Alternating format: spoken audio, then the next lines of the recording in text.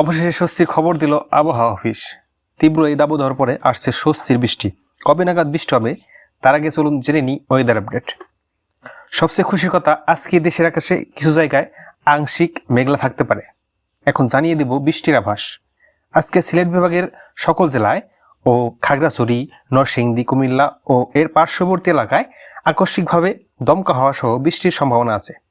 30 April সন্ধ্যা 6টা পর্যন্ত গত 24 ঘন্টায় দেশে সর্বাধিক বৃষ্টি রেকর্ড করা হয়েছে সিলেটে 7 মিলিমিটার।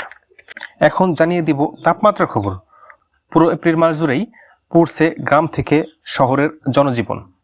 একটু ঠান্ডা বাতাস, শীতল স্থান হয়ে উঠেছে জনজীবনের প্রধান চাওয়া।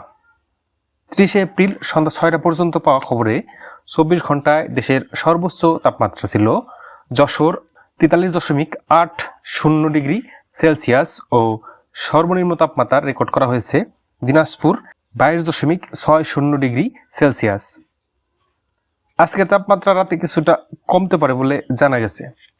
এছাড়াও রংপুর, রাজশাহী, খুলনা বিভাগ সহ দেশের বিভিন্ন এলাকায় তীব্র তাপ প্রবাহ অগ্নি বয়ে যাচ্ছে এবং তা অব্যাহত থাকতে পারে ও এর তীব্রতা কিছুটা হ্রাস পেতে পারে বলে জানা গেছে।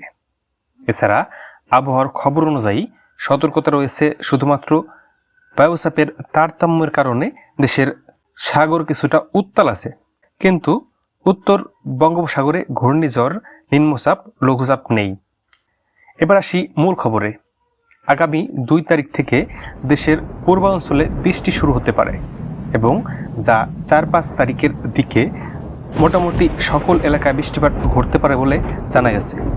তাহলে এই হচ্ছে এই গরমের মধ্যে এক স্বস্তির খবর। শীঘ্রই বৃষ্টি আসছে বলে প্রশান্তি পেতেই পারি। এবার অন্য প্রসঙ্গে আসি। নাসারা জানিয়েছেন যে আগামী 25 মে থেকে শুরু হবে নৌচাপ। এই সময় সূর্য যেন আগুন ছড়াতে শুরু করবে পৃথিবীর বুকে। সূর্য প্রতি বছর যে সময় রোহিণী নক্ষত্রে অবস্থান করে সেই সময়টার সবচেয়ে বেশি গরম পড়ে।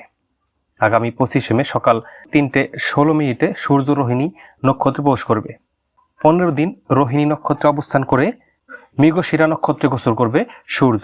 রোহিণী নক্ষত্রে সূর্যের অবস্থানের এই 15 দিন সারা বছরের মধ্যে সবচেয়ে উষ্ণ হয়। সূর্য রোহিণী নক্ষত্রে 15 দিন থাকলেও তার মধ্যে প্রথম 9 দিন গরম সবচেয়ে মারাত্মক আকার ধারণ করে। এই 9 দিনকে নৌচাপ বলা হয়। এবছর নৌচাপ চলবে আগামী 25 মে থেকে 2 জুন পর্যন্ত। খবরটি শেষ করব তার আগে আসুন জেনে নিই 8 বিভাগের আজকের সর্বোচ্চ ও সর্বনিম্ন তাপমাত্রা।